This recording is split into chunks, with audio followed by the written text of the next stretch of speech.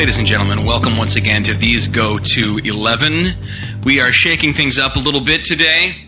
Our usual host, Nathan Bell, is home, possibly dying. I shouldn't joke about that. That would be very sad because he's a wonderful man and has, a family. But it ties in nicely to our theme. Instead of Nathan, I have with me Alex Police. He's a gentleman you may know of if you listen to the Gut Check podcast, or you may have seen him popping in with me in a little Facebook Live on the These Go to 11 page from the Doc and Devo conference. Oh, I should also mention that I'm Zach Bartles. That's who I am. This is good radio. And if you need to know anything about Alex, it's that we are sitting in my smoke room. It's called the Nakatomi Smoke Room.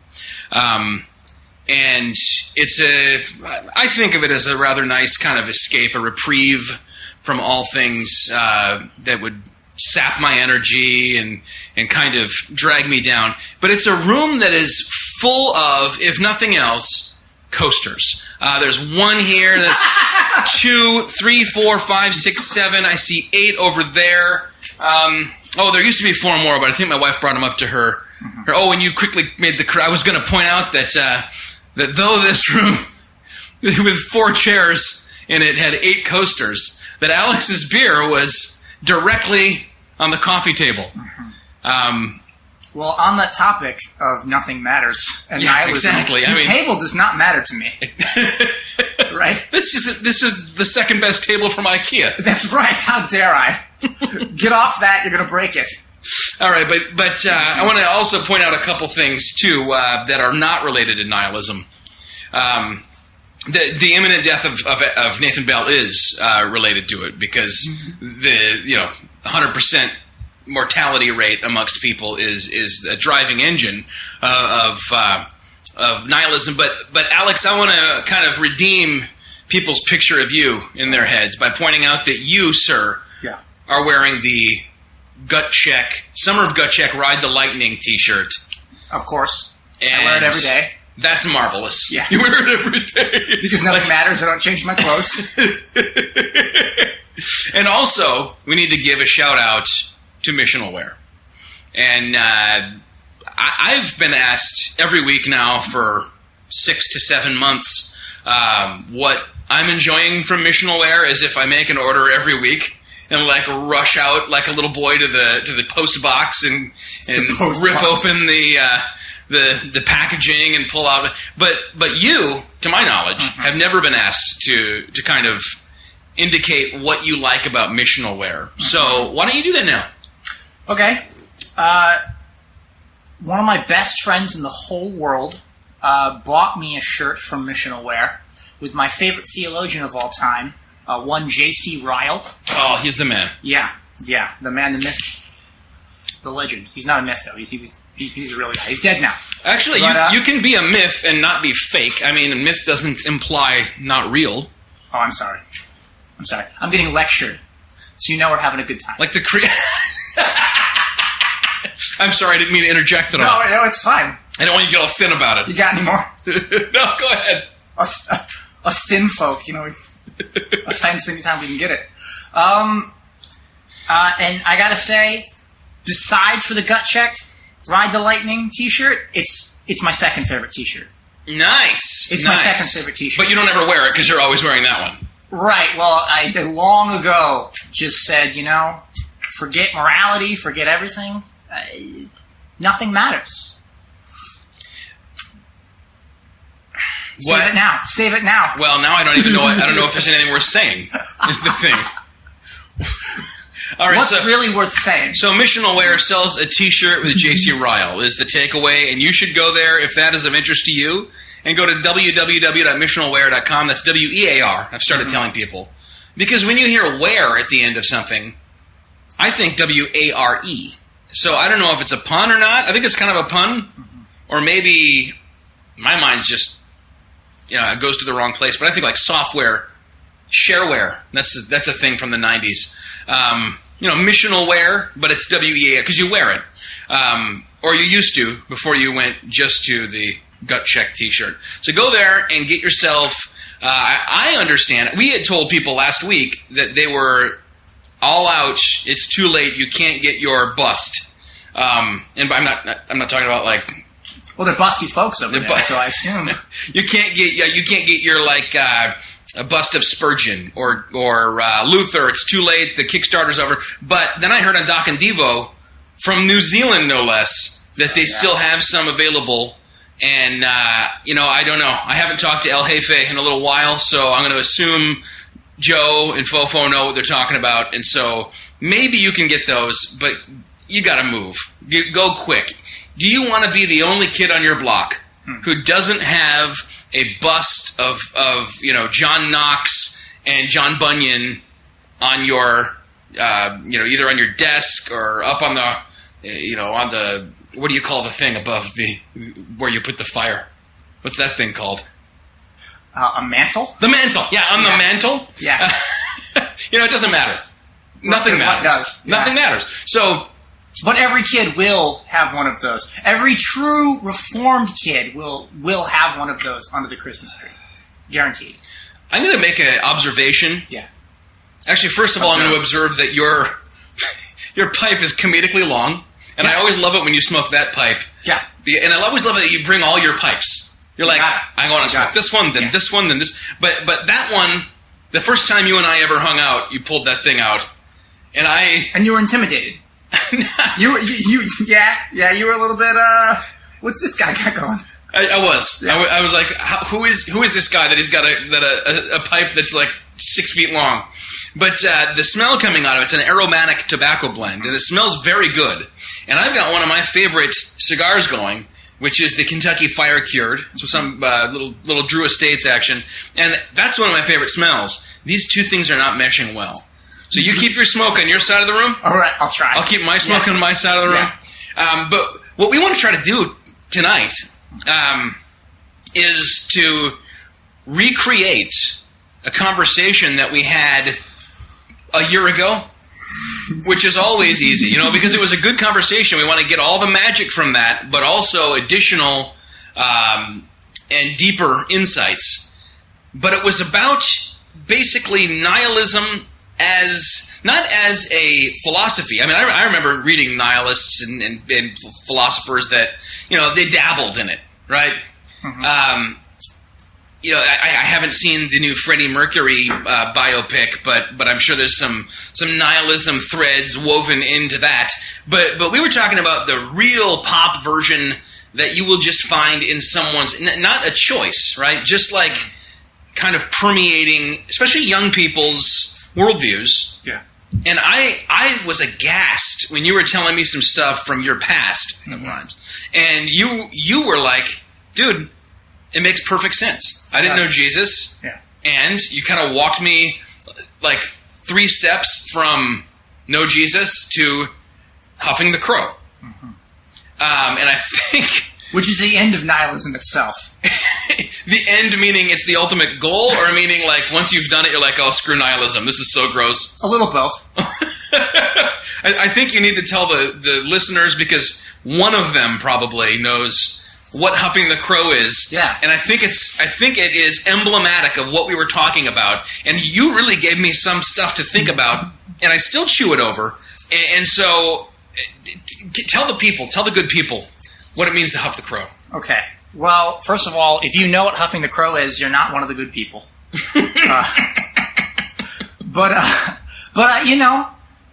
As a youth, I listened to a certain genre of music, very angry, very loud, very pointless, very nihilistic. And one of these bands had a pre-show ritual that they would do on stage, in which they would procure a bird from the side of the road, and they'd kind of, jar it up. And that evening at the show, they'd open it up and they'd take big old whiffs, and they'd vomit on each other on stage.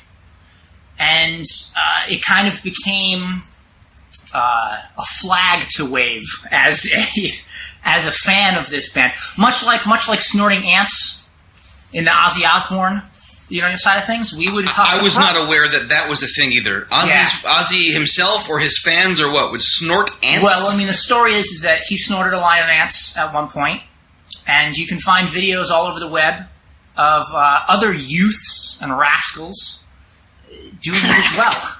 Now, what happens when you snort ants? They would still be alive in your sinuses. They bite you up good. Inside your sinuses, and then they come back out? Or I have no idea. You're going to have to watch the videos, I think. No, I'm not going to watch the videos. Well, you should. Any more than I'm going to watch a video of somebody huffing the crow. Now, you say earlier in the day and then that night, my understanding was there was a crow per tour. Yeah, that is the case. So it got real ripe over the course of months in a jar, in an airtight jar. It got worse and worse and worse, and that was kind of kind of their thing. It was their gimmick. That and the masks and the cussing. Right. Now, the band is called Slipknot. Yeah. I remember... How to say that. You didn't want to out them. Oh, I didn't know. If you're going to get sued, I don't know. Oh, you can say band names, for sure. Okay. All right. I remember seeing Slipknot on Conan O'Brien back when he was doing Late Night with Conan O'Brien in the late 90s, early 80s. Probably in the year 2000, because it was the period that I watched it was when they were doing in the year 2000, and then they would do predictions. That was weird. All right. Oh, dude, it was spectacular. I meant you doing that was weird. Oh, me doing that just now, just out of nowhere. You were like, why are you singing in a falsetto voice? Well, because I've never heard that before. Oh, I have a whole book of them. You can borrow it. You don't borrow books unless you can write in them, I know. You're not going to want to write in this one. But, so it was the year 2000, 18 years ago, and I remember turning to my friend and saying something that's a very old man thing to say, which was, I didn't say this just sounds like noise, but what I said was, it sounds like they're just barking. Yeah. And what was happening was, there was a couple of guys sliding into their mid-20s, early to mid-20s, who didn't get what was happening to rock music, right? Yeah. I liked my Green Day and my... So you say rock, you mean like punk? I mean, well, that's pop punk. That's not punk. Yeah. I have a couple of Green Day albums that are still plunk. Kurt Plunk is one. Plunk. They're still punk. But give me a little Harvey Danger. That's a deep cut. It's a one-hit wonder. Yeah, I don't get it. It was all very melodic, and it was in its own way nihilistic, but it didn't despair about it. It was like eat, drink, and be happy, not eat, drink, and just kill yourself. And so my point is, in the midst of this, I'm watching, Conan O'Brien, who's got like the pimp bot and all this goofy stuff going.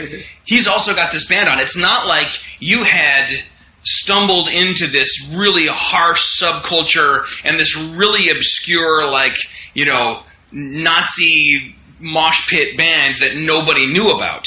This is pretty mainstream.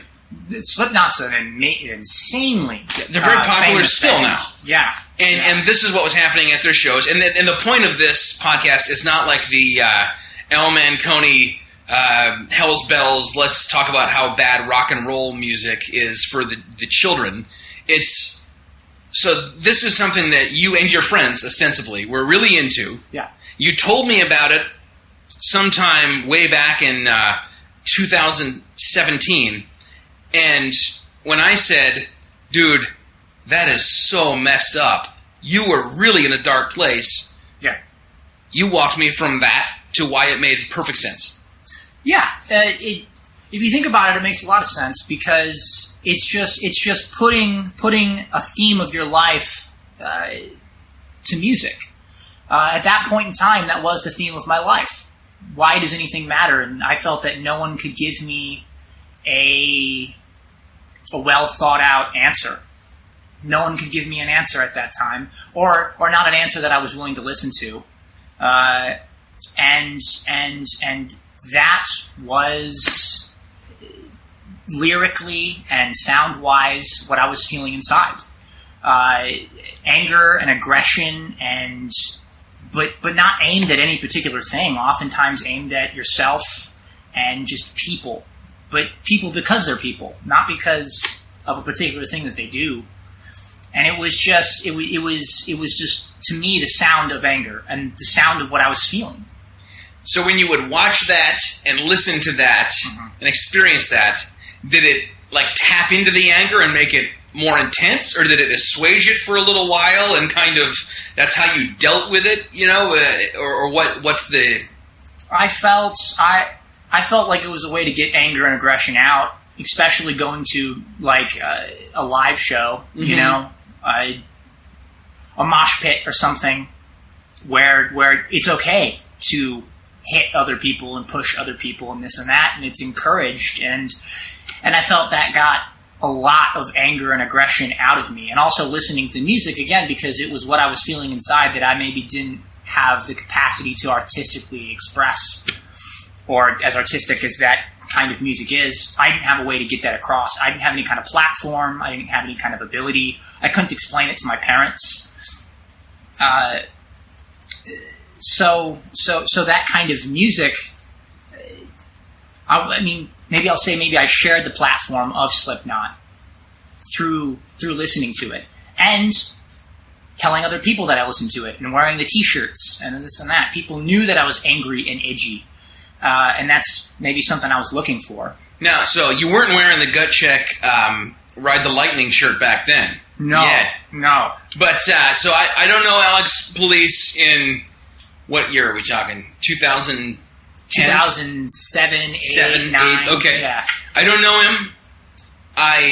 What's funny to me is I was here pastoring the same church at the same time. Maybe I saw you and silently judged you. I don't know. But if I were to see you walking down the street, what is the message you're throwing out with your whole vibe and persona? Just kind of leave me alone and I'll leave you alone, and there's no reason for us to ever talk or connect, because I know I'm not going to like you and I know you're not going to like me. But it was that way with everybody, because again, my mindset was you don't need anybody, you don't need anything, Very, very small, tight group of friends? You just 6 or 7. 6 or 7 total in all of middle school and all of high school. Girlfriend?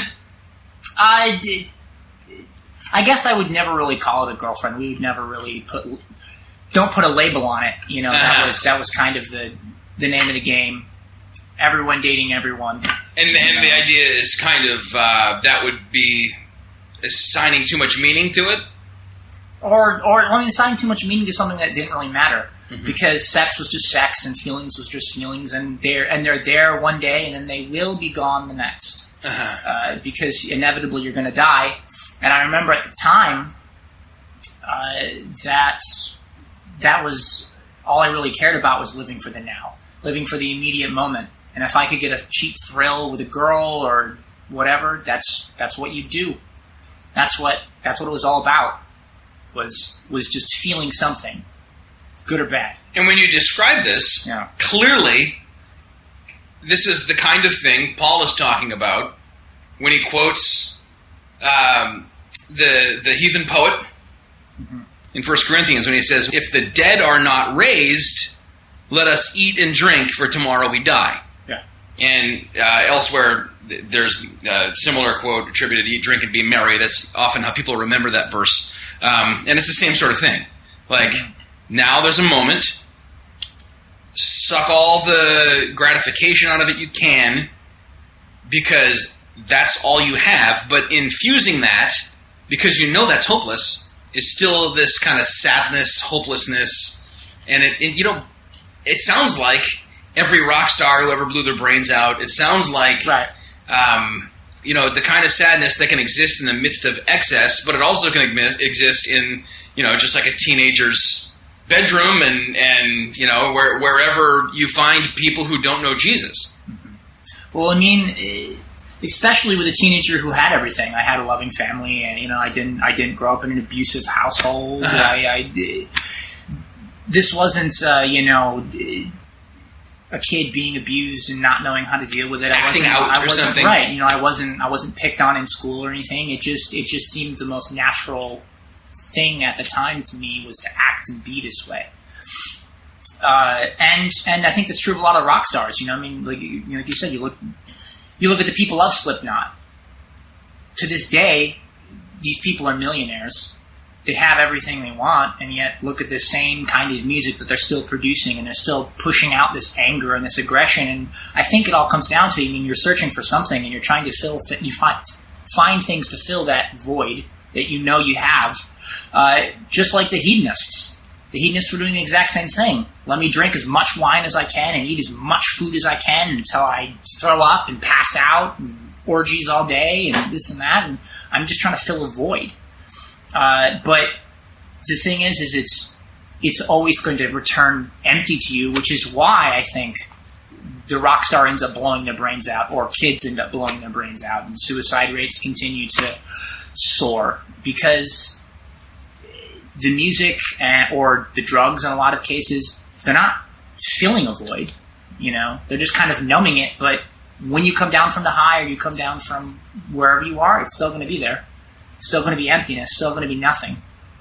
And I think that's what made nihilism make so much sense to me. Was I looked around? Did it really make sense? Or sure. Really? Well, with the logical connectors that I was making, I saw older, angry atheists whose arguments didn't make any sense, because all of their arguments were based on societal good. Right? There's a fantastic debate that James White did with.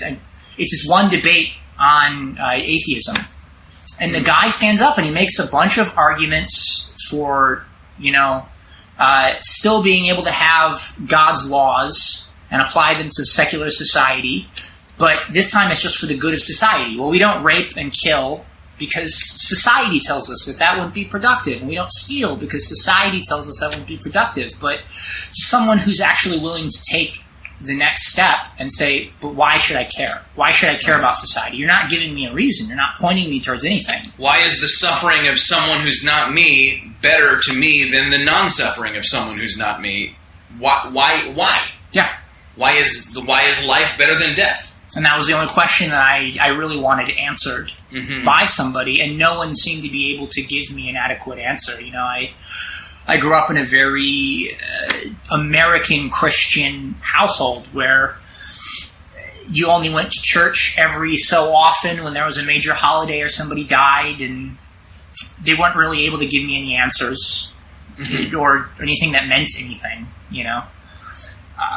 and that's, I guess, to make a long story short, yeah, it did make sense to me because at least it was a answer. Maybe it was circular reasoning, but at least it was something. And it's cohesive. It holds together. I don't mean anything. No one means anything. Right. So I'll just, forget to eat, forget to do this, and forget to do that, and not bathe and not this, because what do I care? I don't care about you. You have to graduate high school. You have to get into a good college.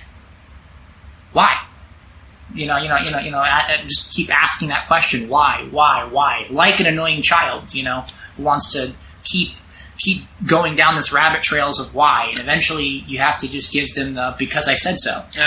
But what authority do you have? What? You're my parent?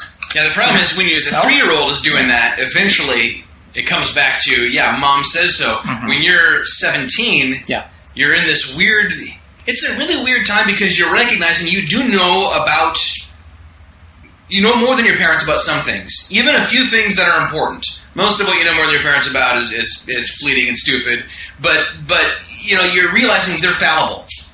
And now all of a sudden, this whole kind of lattice of, there's a belief system around me, and there's a cultural kind of structure around me, but you can step back and scratch your chin and go, but is that even worth anything? Or is it just there to make us feel good and forget that these questions exist?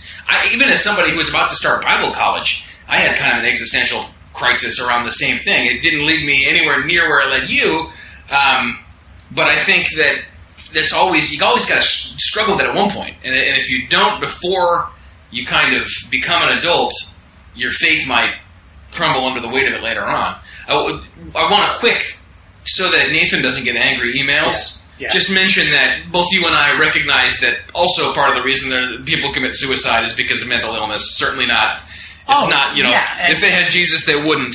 That's definitely something I definitely resonate with. I spent a month of my sophomore summer in an institution for these exact problems, and we went down the route of medication and all that because I don't want to say that I developed necessarily later on a depression, but I was diagnosed depressed, and a lot of this stuff obviously didn't help. Right, yeah. Because it was just telling me that it's normal, and you should feel this way, and you should this, and you should that, because everyone does. At the end of the day, what's the difference, do you think, between, your parents at that time? I know your old man's a good guy because he's given me cigars, and he likes the Christian Gentleman's Smoking Companion. Yeah. But not just your parents, but everyone who's just kind of in American church life, good citizens, they're not bothered by these questions, and I guarantee when you started posing them, they were not only not equipped to answer them, they were perplexed by the fact that you had them. Right. Is it that you were more thoughtful than most people, or more honest, or more inquisitive, or what do you think leads some people, to wear all black and paint their nails and do their makeup, try to make people shudder as you walk by, and be intimidating and scary, and other people are just I can ignore that. I can, if I buy a bigger boat, then I'll be happy, knowing when I buy that bigger boat, what I'm going to do is set my sights on something else and say, when I accomplish that, then I'll be happy. Well, I think it stems obviously from the exact same place. It's a lack of fulfillment, and I was just finding my fulfillment not in big boats and seashells and retirement homes and all that. I would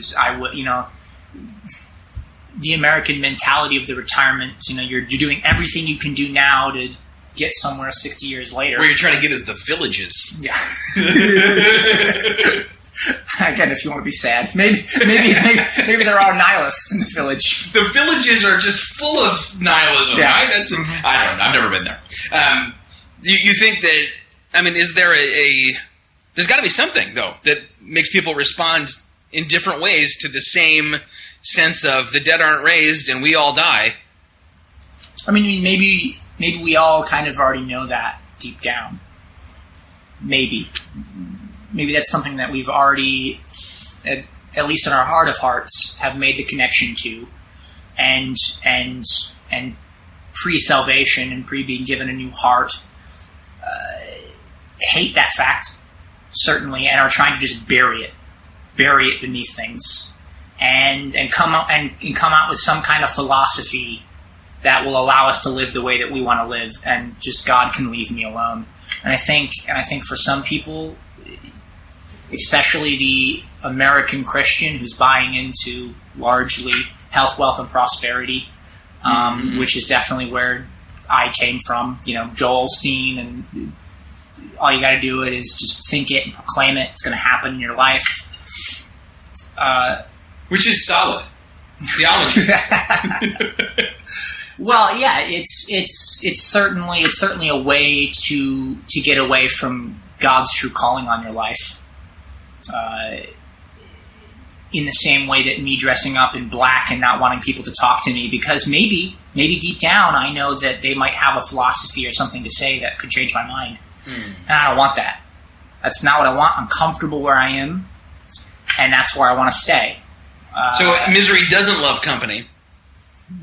It just wants to be left alone. Only the right company. Only other miserable people. Yeah. Uh-huh. So I don't know, man. So maybe it's that some people don't think hard enough about it, and tell me if this rings true. I'm not trying to answer my own question.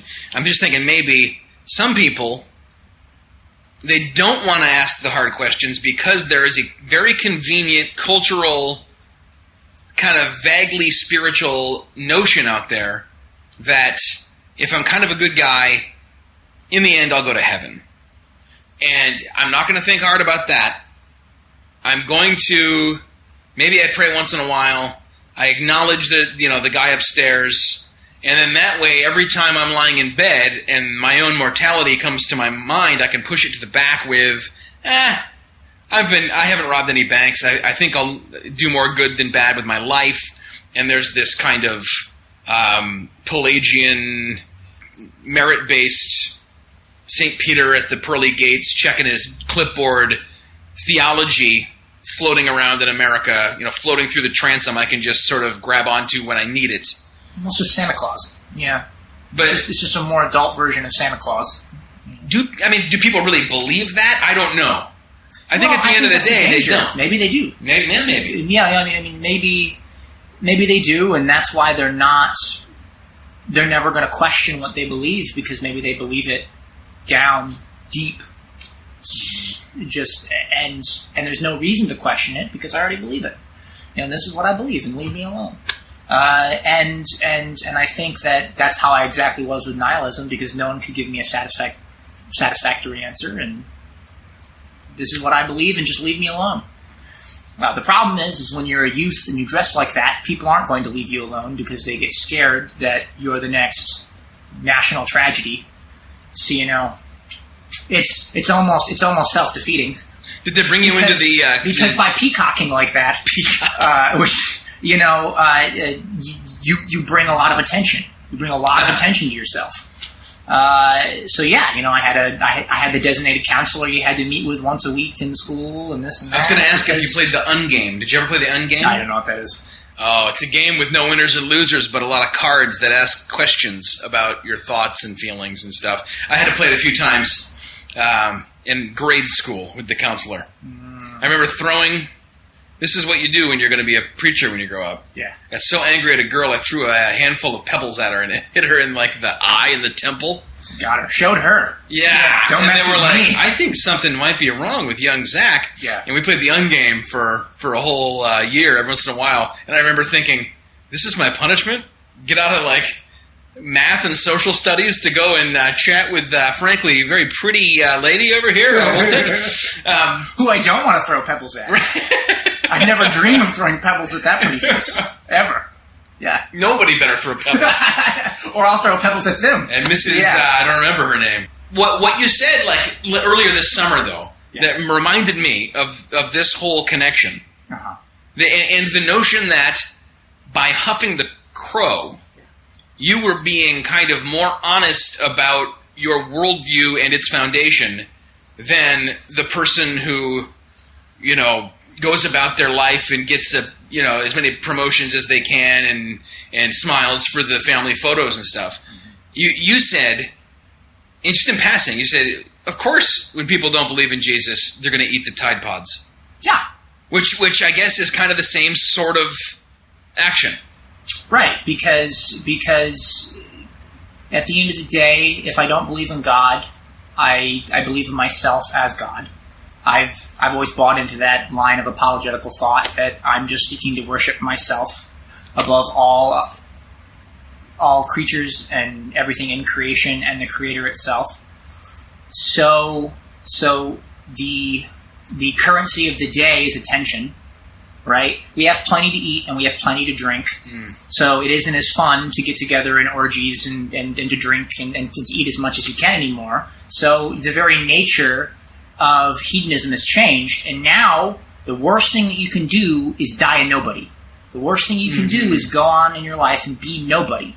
So if I have to swallow some toxic chemicals of soap or jump out of a moving car and sing a song while I run along and get hit by other cars, that's what I'll do, because it'll get me clicks on the internet, it'll get me attention. And that's what I'm really craving. So, when I see people, especially on the news, and they're just trying to do their job, but they're just shocked and they're asking questions. Why is this happening? And it's, what else are these kids going to do? They don't believe in the political system, which is why most of them don't vote. We know that's statistically true. Alex, I heard they all voted this week. No, it's not true.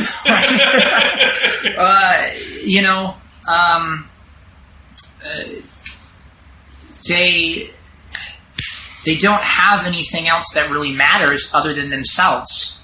And the only way for them to matter is by getting shares and likes and clicks on social media. And they have to build a platform. Mm-hmm.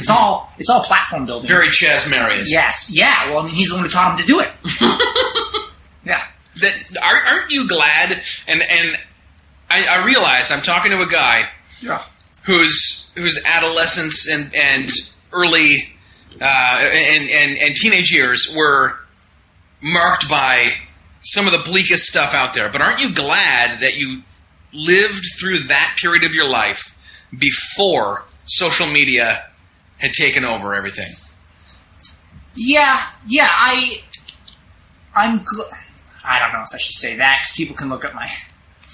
There are some just like a GeoCities account or something and go look at. No, well, it's on Facebook, buddy. There are some well-aged photos of myself with some interesting hair choices and some interesting nail choices. So you did you did live a little bit in the early social media period as a young teen. Sure.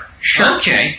The way that all teenagers do. You're so wise, Alex. I always forget that you're like 15 years younger than me. Oh. Here's the thing: when I was 18, Facebook wasn't even. I mean, like Zuckerberg was like in fourth grade or something. And I often think, thank God, man, all the dumb things I did are not preserved for posterity. And like there's no video clips. There's nothing. There's pictures that were taken and developed chemically in a booth and then handed to me. And if I didn't like them, I threw them away and they were gone forever. Yeah. But so you had kind of that aspect, but I don't feel like youth culture had shifted yet to that being the currency, as you put it, of the day. Well, I mean, you certainly didn't put all of that online. I was still doing a lot of dumb stuff, but I mean, I wasn't putting it online, you know, because I think a large part of my worldview again was not wanting to be noticed and not wanting people to look at me. And, because, again, I'm trying to be as unfriendly as possible. So what you did, you went into your closet and you just ate the Tidepods by yourself. Yeah, which, again, really played into the factors around. It was just one long, just soap bender. Yeah. Yes. Yeah. Dude, I think that when we were talking about this was like the week that everyone was watching and showing like on morning news, the videos, like super cuts of people jumping out of the car. Now, the thing was, you jump out, you have a song going, your car is just idling, but it's in drive. So it's going forward, you dance alongside the car, and then you hop back in. Yeah. But no one made it back into their car. Yeah, there were like 3 or 4 real daredevils who, were able to pull it off. Before people really broke it down into an exact science where they were able to do all sorts of fun stuff. But largely it ended up with kids getting their legs ran over by an idling car or hit by other cars that they didn't see coming because they were too busy on their phone getting it all ready to record or whatever. I don't get into condemning, laughing at, mocking entire generations. I think that's the stuff of old men, old people. Well, old and people, we know but you're not old. Oh, I'm an old man, but listen, that is. I think it's just the stuff of unthoughtful people. Right. I really think it is, but it doesn't speak well for a whole generation to be able to run themselves over with a car. I had never heard of that happening ever before, until it happened like 12 times in 1 week. Yeah. Like, I got run over by a car. Who was driving? Me. Yeah. Well, I mean, or it's a really great accomplishment because no one else has done it. And if we think of the nature of accomplishments, that's all you're trying to do is do something that no one else has done. You can pop open one of those Guinness Books of World Records, and I think every other one you're going, that's really stupid. Right. That's really dumb. Why get shot in the belly with a cannon? Why? Is that a thing? Yeah, there's the guys that just get all that blubber up front, and then they just get shot in the gut with a cannonball by a cannon and absorb it. And you go, okay, cool, I guess, because no one else is crazy enough to do it, but it's still pretty stupid. It's a stupid thing to do. Or even like eating 289 tacos in an hour or something, like all these things that, It doesn't further anything. It's not an accomplishment. It is the sort of thing. Here's the thing. Like, you've seen Cool Hand Luke, I assume. Oh, never mind. No. You're not much of a film guy. You should see Cool Hand Luke, even if you see it in segments, because it's one of the best movies that has ever been made. And it takes place in a prison camp where these guys are on a chain gang during the day, and then at night they're left to their own devices, and they're all quite hopeless. And one weekend, in order just to have something to do, Paul Newman's character says he's going to eat 50 eggs in an hour, and he does it.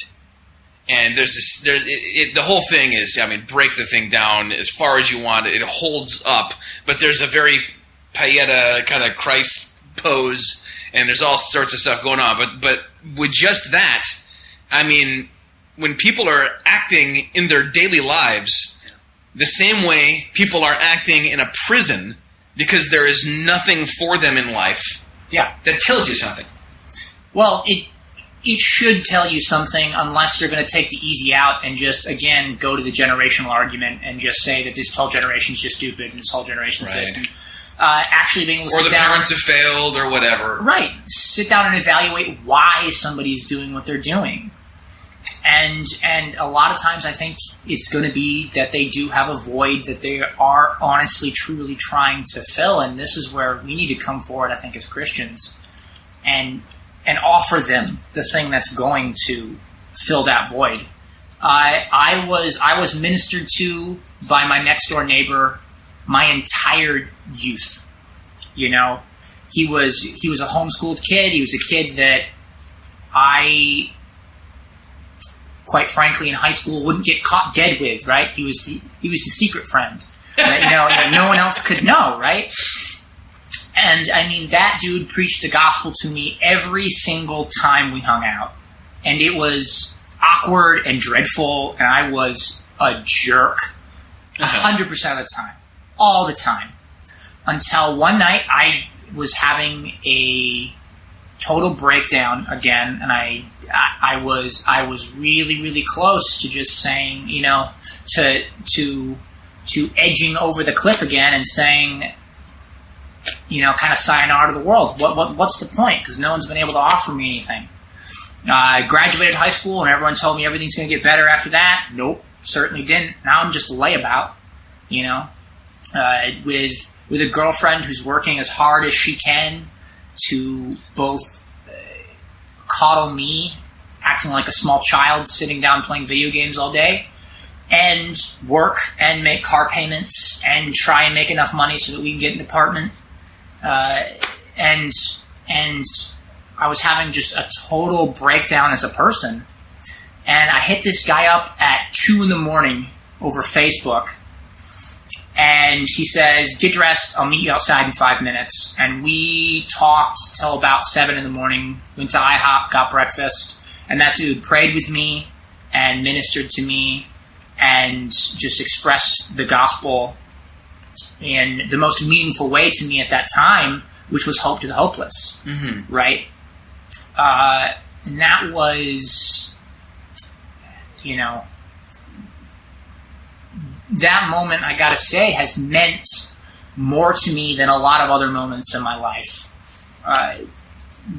without a doubt. Not only that he was willing to, get up at 2 a.m. and come to me and do all this and do all that, but seeing the faithfulness that he had, never giving up, never counting me as a swine, never doing this, just constantly pouring into me, and that's a reward, well reaped, I think, for me. Being able to see the faithfulness of actually preaching the gospel into someone's life, even when they don't see a point to it, and they're being openly hostile and angry at you. That really taught me a lot about faithful evangelism to those who are hurting most, which, not everyone's going to put on the black makeup and, dye their hair to express inside pain. Not everyone's going to do that. It may be, your next door neighbor who is, walking his dog every morning and doing this and just living the regular life, Right. Maybe anyone around you.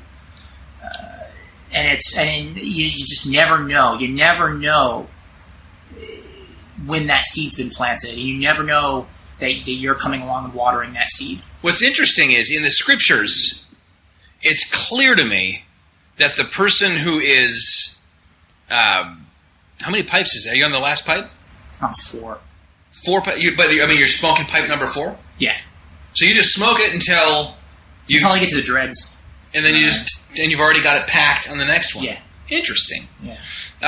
Rotations. What I think we should have done here, by the way, Alex, is Skyped in, got the band back together, and talked to Johnny Shekels. Oh, yeah. Because he has a similar story with a different twist to it, but a very similar kind of thing.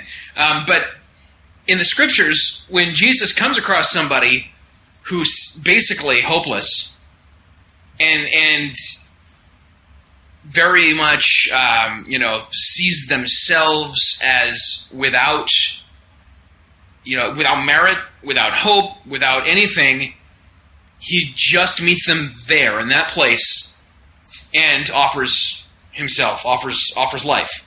When he comes to somebody who's in nice robes and they are, they're treating this wound lightly and saying to themselves, "No, I just need a little bit more. I need be a little more powerful. I need a little more pleasure. That person, he takes the time to break with the law and make sure that they come face to face with the fact that they're hopeless. And I wonder if maybe the best opportunity for proclaiming the gospel is to the people we might be the most hesitant to even, like, why bother? Right, that person is just going to throw it back in my face. Well, it's because to an extent I feel I was already broken because I already had that meek thought of uselessness and brokenness and nothingness. I certainly wouldn't describe myself as broken at the time, but the feeling was the same.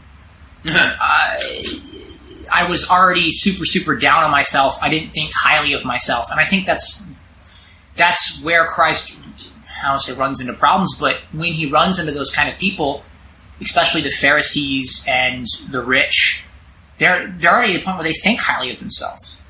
When he tells the parable of the tax collector and of, the Pharisee thinks the highest that anyone can think of oneself. That he was crafted and made in some special way where he's not like anyone else, and he's this unique, special being, and the tax collector knows he's scum and knows he's awful, probably because people around him told him that every day, that he was scum and he was useless and he was terrible, and the people in his life probably were already breaking him down, and there's something about having a lot and thinking a lot of oneself that doesn't allow you to come to that point where you admit that you need help. You need someone outside to step into your life and fix things for you. Because that certainly wasn't my mentality growing up. Again, largely because I'm not broken. There's nothing wrong with me. There's something wrong with society. There's something wrong with this. There's something wrong with that. This is just how life is. We're all just mutations of cells. So what's the point? What really is the point? But and we're not even the ultimate expression of anything. We're just another link in a chain, and on the way somewhere, but no one knows where. And maybe it's good, and maybe it's that we become extinct. Who knows? Who cares? But my point is that, like, growing up in the 80s and then in the early to mid 90s, the goal is watch an 80s teen movie, right? There's no nihilism to be seen, really. There's the weirdos with the new wave black on and stuff, right? There's that. But even the teenagers are so, like, Reaganomics materialist. Right? So the goal is, if I can change the timeline so that 4x4 is in my garage when I get back home, if I can, if I can have more, then that's the happy ending. And I feel like it's hard to break through that and bring the gospel. Obviously, it's not easy to talk to, I don't know how many encounters you had with your neighbor where you just either laughed in his face, probably blasphemed the name of Jesus. All the time. And so it's not like that's easy. But he must have been able to see in you. You couldn't even see in yourself probably what he could see in you. You're very close to the kingdom of God, like Jesus said. You're you're 90% of the way there just in seeing in you that you weren't completely sold on Alex, and that you weren't self-sufficient. There wasn't anything great on the cusp of happening. Basically, you were going to be worm food, and you knew it. Yeah. And I'm sure, I mean, if he was being led by the Spirit, he probably could sense too that you were, even where you postured and acted like, no, I'm cool, I don't need your Jesus, there was just an emptiness there. Well, I mean, he told me that he prayed about it every night. We met when we were, me and Daniel met probably when we were 7 or so, because that's when we moved into the neighborhood, and I think a 7-year-old kid can be friends with pretty much any other 7-year-old kid, right? Because like the weird divisionary stuff doesn't start happening for a while. Right. Raphael's my favorite too. Okay, we're best friends. So we became fast friends then, and this didn't happen until I was 19, 20. He said I prayed about it every night, and he told me there were times when I didn't see a point, and I didn't see and he even said there were times where I felt like I should say something and I didn't say something. Or I felt like there's going to be dips and failing, because we are fallen, But I mean, I think that his faith was in the right spot. That, I mean, it wasn't going to be him; it was going to be God who works this work in me. He's going to change my heart. He's going to pull me to him, and that needs to be where his faith is. It's not in any cleverly devised human argument, right? Where he's going to put together some perfect apologetical argument that's just going to trump, any kind of nihilistic argument I can come up with, and he's going to win me to Christianity. It was just try hard, just keep pushing forward, just keep saying it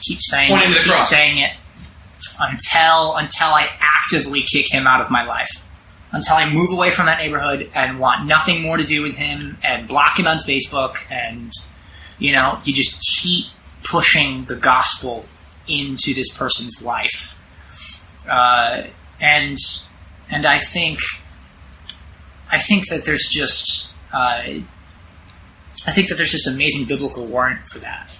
I think that to constantly be pushing after someone who should know better, Jesus' own family, people that should know better that Jesus is the Messiah, his brothers, right? These people should know. Reject until something gets worked inside of them.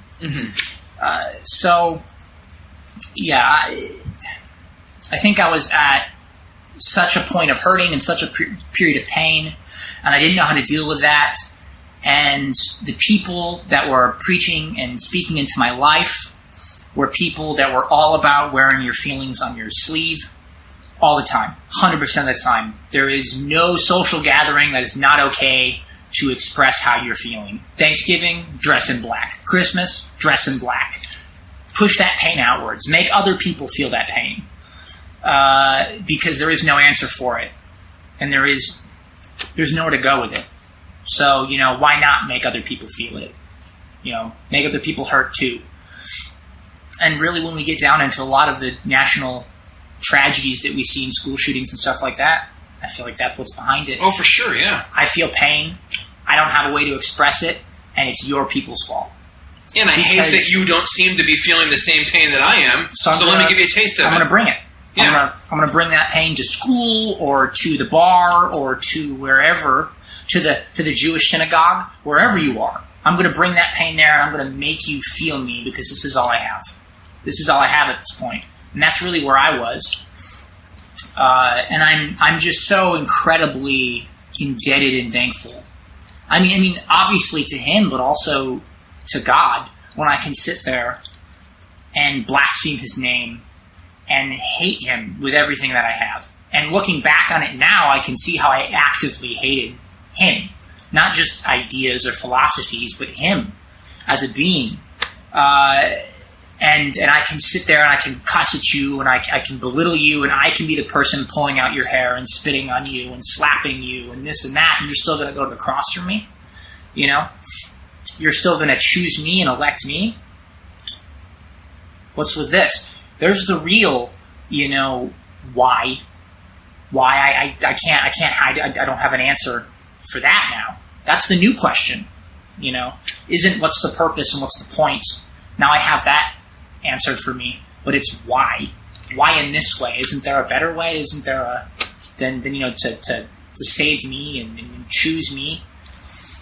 That's a better question to sit there and mull over. Yeah, right. Well, and it definitely makes you, I think more tempered to want to see other people saved, and maybe more sensitive to other people who are feeling extreme pain.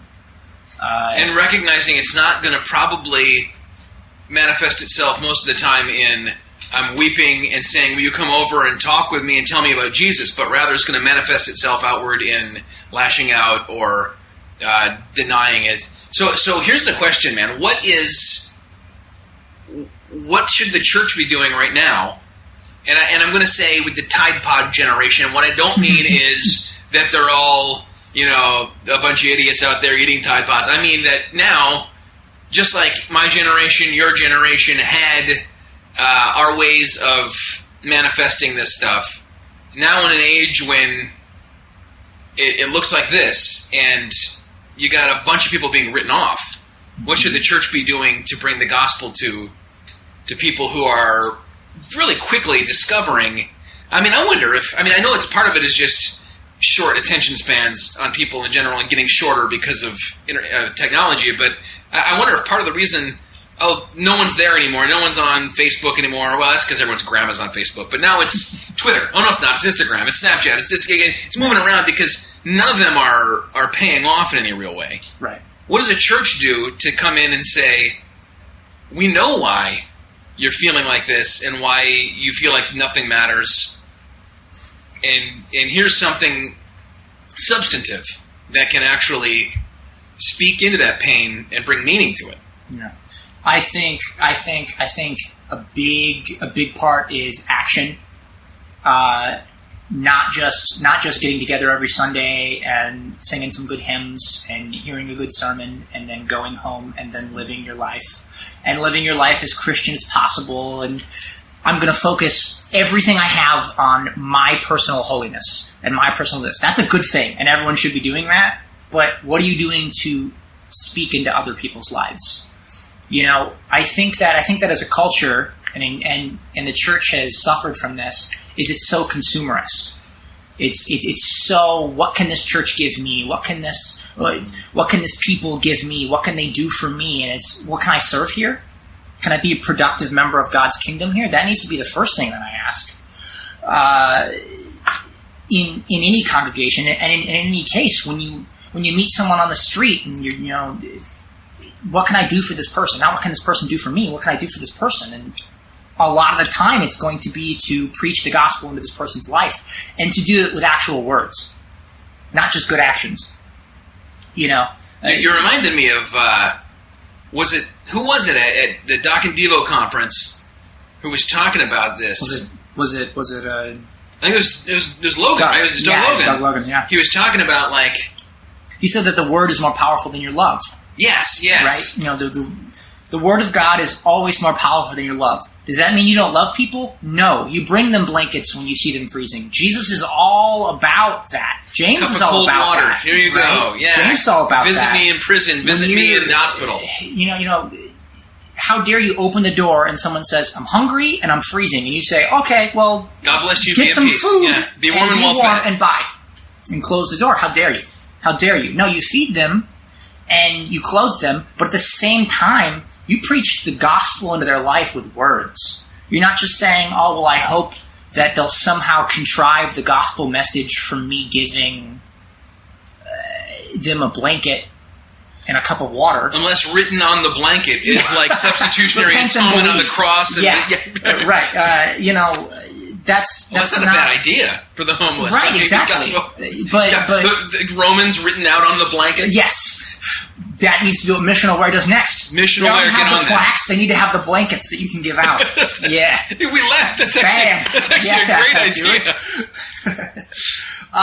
But I mean, you actually, when you see someone, and we've been talking a lot about hurting and pain, but whether you know they're hurting and pain isn't the question. Even if they're wealthy and have the boat and have the retirement home, you enter into their life maybe even assuming that they're in pain. That they've discovered at the end of these things, I still don't feel right, because right because if they don't know Jesus, you know some part of them is in pain.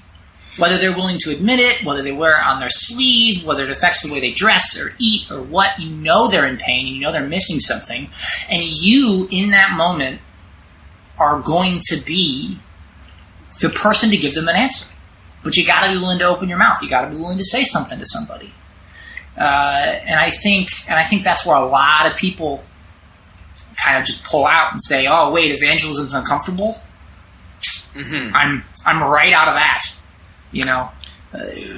Forget that. I think the church can definitely do a lot with opening its arms up more to the hurting and suffering of other people, and not just globally. There's a lot of global missions that deal with providing for poor people, and that's great, and that definitely should be a thing. But in your local communities, there are people hurting, and there are people that are just barely squeezing by, if they're squeezing by at all, that need the love of you as a person, but also need the love of Jesus in their life, and they need to repent of their sins, and they need to come to the cross. And they might not know that, or they may know that, and they just need someone to walk that path with them.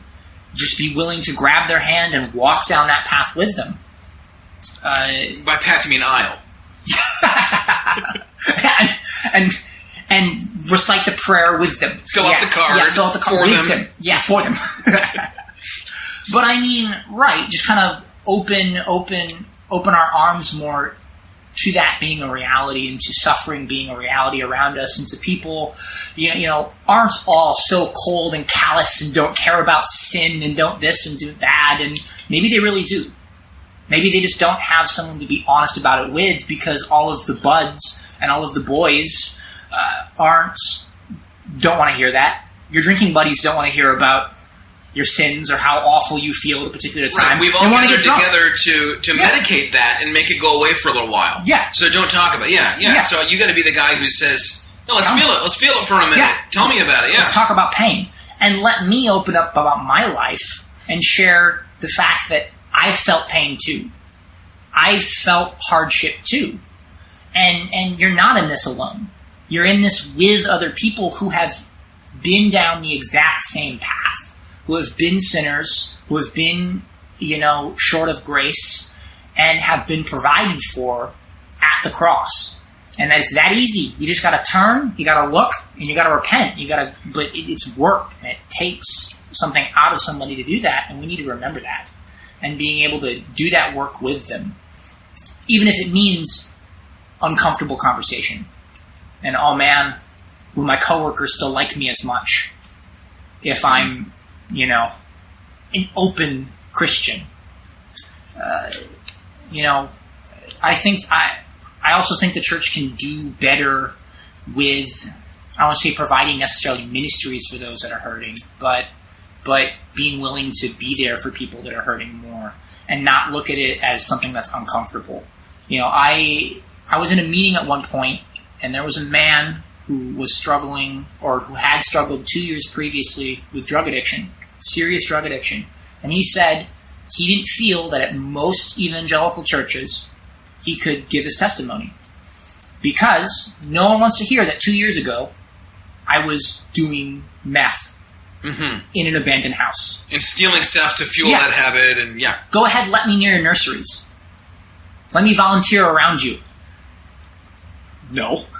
That man's a criminal at one point, right? Forget that. Push him right out.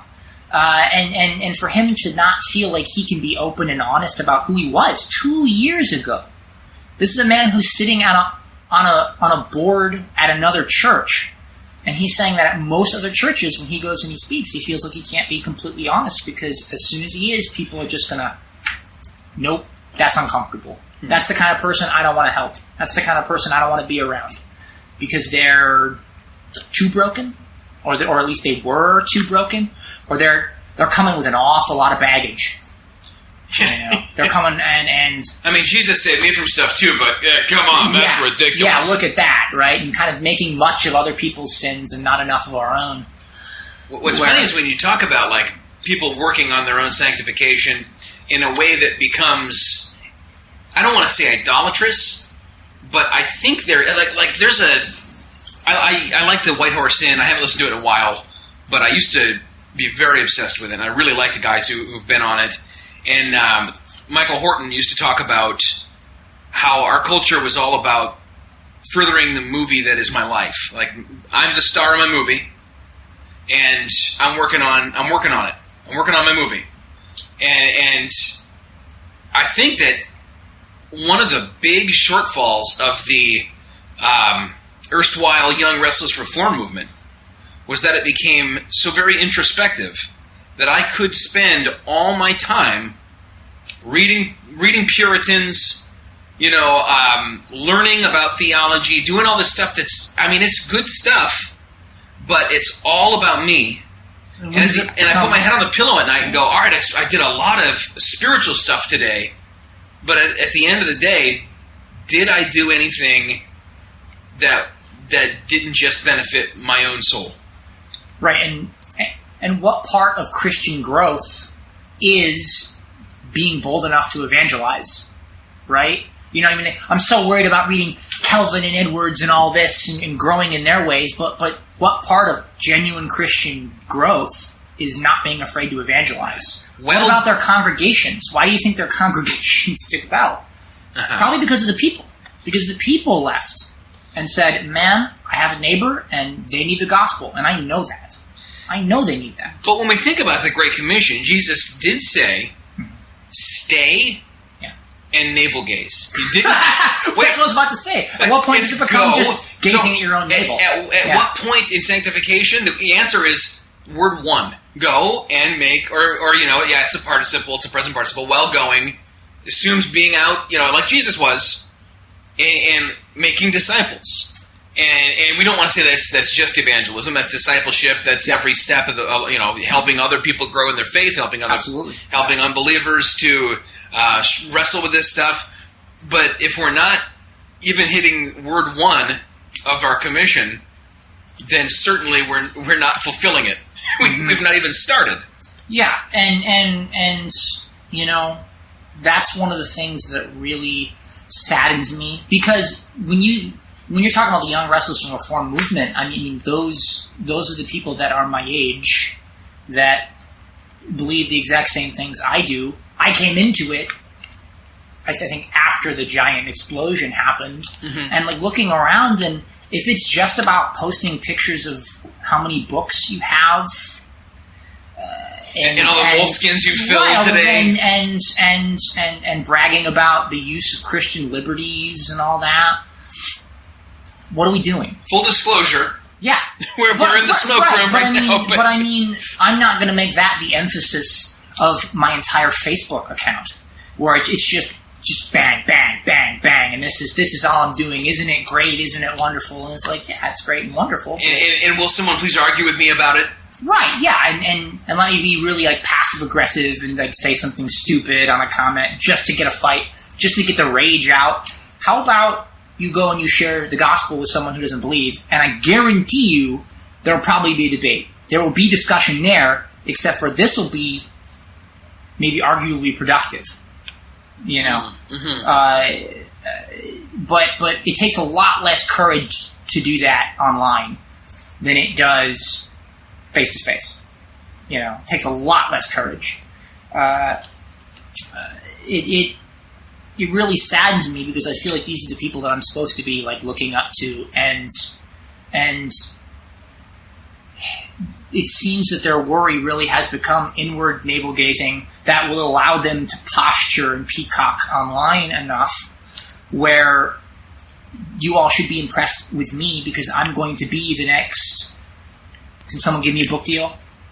Is there a connection between that and the wearing black back and trying to raise people's ire and well, right. freak people out. I think it comes from the exact same spot. One is done through regenerate people, and one isn't. But it's all about getting attention pointed at you. As much as I would have at the time argued that I really didn't want people like looking at me and this and that, I certainly would have dressed that way. If I wasn't looking, or at least trying to identify with some kind of movement or some kind of something, and I was trying to puff myself up as a leader of that movement or a free thinker of that movement, but I'm just copying everybody else, that is actually up on stage and is screaming and angry and huffing the crow, and they're the people with actual platform, and part of me is jealous about that, right? Part of me kind of fetishizes that a little bit. I think that's definitely a part of the Young Restless and Reform movement, is they fetishize the R.C. Sprouls, and that's what I want. I want to be that. I want to have a conference that I run, that I put on, where people can look at me and see how vastly superior I am to others theologically. Okay. But what does this have to do with reaching the lost? What does this have to do with go in the Great Commission? Now, when I bring up someone like R.C. Sproul, that man has had the biggest impact on me, I think, than anyone else, probably. Because that was one of the first guys I started listening to when I came into the faith, right? So, I'm not saying that's part of his heart, but at some point, when do these leaders, when do these books, when do these movements, when do the Christian liberty start becoming an idol and something for us to focus at, and something that's going to pull us away from the Great Commission? Rather than worrying about how productive you're being, making connections and making this and making that all around you, what are you doing in your local church? Yeah. What are you really doing in your local church? Frank Turk has talked a lot about that recently. How he gave up he had a platform, huge platform. He'll downplay it, but it was huge. He had so many people listened to him and held him up and argued with him and all this stuff. And he came to the point where he just said, "Okay, that's all. I'm cutting that off, pulling the plug on it because it was keeping him from the serving in his local church. Now he's doing all of his ministry in that setting, and he's way more at peace." Well, right, and how much good can you really do when all your attention's being drawn in all these different directions? How much honest good, and there are some people that I am sure are able to pull it off incredibly well. Right. I look at someone like a Joe Thorne, right, and I go, this is probably something you're supposed to be doing. And at the same time, I interviewed him once, and he said when his blog was at its best and most popular, his church was struggling the most. And, that kind of thing. And there definitely are people who can do all that stuff because it is part of their calling. Yeah. And I think God puts that calling on people who can handle it. Yeah. That's not going to become for them their success is their idol. Yeah. He probably struggled with it at some point, but I don't think Sproul, laid down at night and thought, wow, there's so many people who want FaceTime with me. Yeah. I really don't. But I think that myself, I couldn't handle that level of success. No chance. It would immediately become an impediment to my being like Jesus. Yeah. Who wasn't afraid to say, and I think that's people need to ask themselves inwardly, is public image going to scare me away from saying harsh stuff? Right? Because if you're already scared to share the gospel with your neighbor, then when you get big and you have the book deals, are you really going to be saying the hard stuff? Well, to thousands of people. If you're just saying it to your tribe and they're all nodding along, right, probably not. But I mean, at that point though, what good are we really doing? Yeah, that is the question. if we're just producing resources and focusing inwardly all the time on the church and like how many cool little niche things can we create in Facebook groups and companies and this and that and conferences can we produce for ourselves, I think we've kind of lost our way a little bit in some of our freedoms, in some of the fact that we live in a country and in a place where we can get together and have a cool conference and have the social media accounts and produce any kind of book that we want. And the reason you don't see this kind of stuff rising in the house church movement in China and stuff like that, they can't be doing this, They can't. Because there they are, exactly where Christ told them where the church was going to be. Persecution, people are going to hate you. Mm-hmm. People are going to think and say awful and terrible things about you. And you shouldn't expect to be heroes and just loved and applauded all of the time. And it's almost like there's a sense of entitlement inside of the movement where this is what I expect. If I say something right theologically, I should be applauded or right. It's confusing. I should at least get a like from my favorite theologian or something like that on Facebook, right? I'm at least worth that. Come on, man. Is that where you're driving your worth? You're a son of God. Why are we sitting here worried about these kind of silly, stupid... I mean, Francis Chan tells that story about preaching at Master's Seminary for the first time. And and here he is worried because here are his professors and all the people he respects. And then at the front row, who is it? It's John MacArthur, right? I went to this dude's seminary. Oh man, he's fretting and he's worried. And his wife is like, "Are you kidding? You're preaching the word of God, and God can hear you. That's who you preach in front of every single time. Every single time you preach. And this is what you're worried about. This is what you're sweating about. Come on. There's a problem here. There's some idols here." Mm-hmm. That need to be dealt with. I think we've said all that needs to be said. I think we've spoken definitively on the topic, solved all the problems. Well, again, but I mean, let's go ahead and use some reductive logic here, and because none of these questions matter, and because this whole discussion didn't matter, and because we're going to go to sleep tonight staring into the void until the void stares back. You know what? Doesn't matter. No. Why don't we just hit stop on these recorders and huff the crow? Yeah, that sounds really good. I've got some Tidepods here. We'll pop them in and pop them in. Just pop them right in. Kerplunk right into my belly. No, but I think I really think that's a lot to think about, and especially, I mean, even in the church in America. This is my final thought.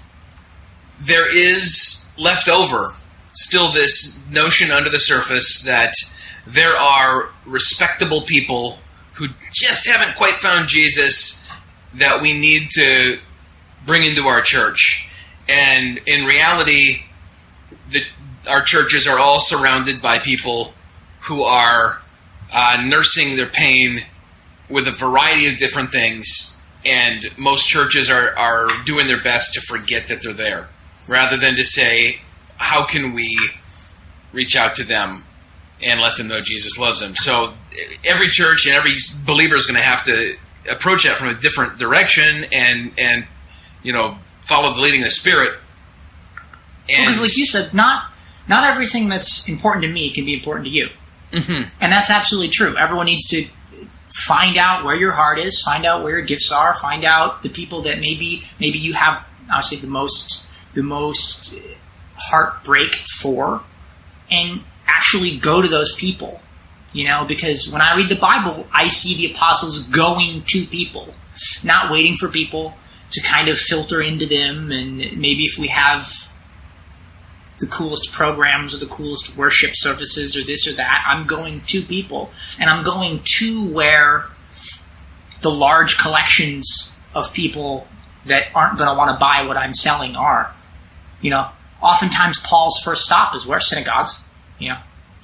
He'll go right to the temples. He'll go right to where he knows the people that are going to be collecting and worshiping, the people that aren't going to want to hear what he's selling. To a point, he did that, and then he stopped. But I think that's a different issue. But my text this week is Philip and the Ethiopian eunuch. Mm-hmm.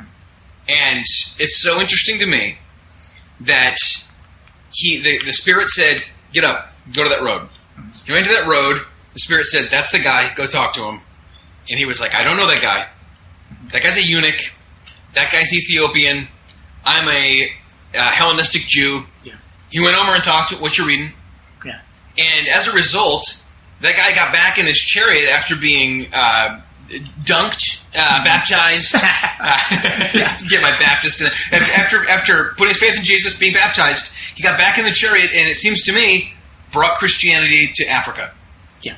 And it wouldn't have gone there at that time if it hadn't been for one guy saying, I'm going to listen to the Spirit and not go, but I could be, and there's a lot of things he could have been doing that would have been good, quote unquote. He could have gone and he could have read some more. He could have gone and checked in on, it was his job to check in on some of the widows and things. He could have, but he said, I'm going to listen, I'm going to do this, and that helps the continual outward thrust of the gospel into the book of Acts. And of course, I'm not saying this is a direct correlation, but when you look at the first 200-300 years of the church, North Africa is actually where the church kind of flourishes and theology happens. And this guy's going to Ethiopia, of course, but every encounter has value. Mm-hmm. And yeah, maybe I could feel a little bit more scholarly, or I could look a little bit more holy if I were posting, what I'm doing right now, or however. But all that stuff is grass. It's even though, quote unquote, it's on the internet forever. No, it's not. It's grass. It's coming. It's going. And there's a version of the internet coming. Just like I can't take my 5 1/4-inch discs from my Apple IIc and pop them into my laptop now. Right, it's a problem everyone has. There's going to be a day when that stuff is just gone. Mm-hmm. There's eternal stuff that we can focus on. All right, well, hey, man, thank you for your time. Very well. And candor, and Tidepods and the Crow. And Alex, it was my pleasure. We just rocked the Casbah. These go to 11.